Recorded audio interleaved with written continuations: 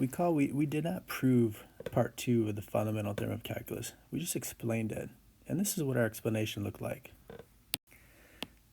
If we focus just on the definite integral part, ignore for a moment the derivative with respect to x. The definite integral from a to x is an accumulating function, and it's accumulating area under the curve and above the x-axis, beginning at x equals a. So we start adding area.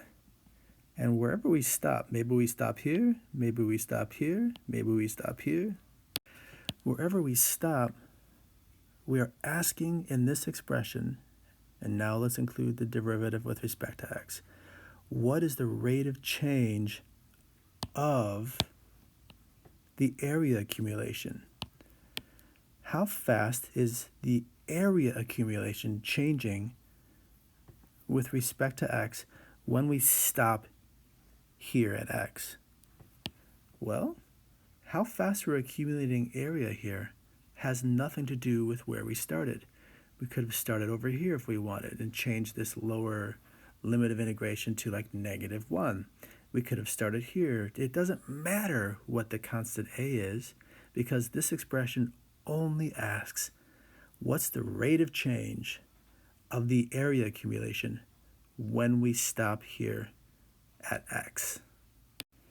Now think of rates as unit rates, like miles per hour. That's how many miles are you traveling for every 1 hour? Or beats per minute. That's how many beats is your heart beating every 1 minute. Well, if we think of how fast we're adding area here, if our y value is the height of a rectangle that has a unit width of 1, like our rates usually do. For example, suppose this y value is 8. Then the rate at which it's changing right there as we move to the right might be the area of a rectangle that's 8 by 1.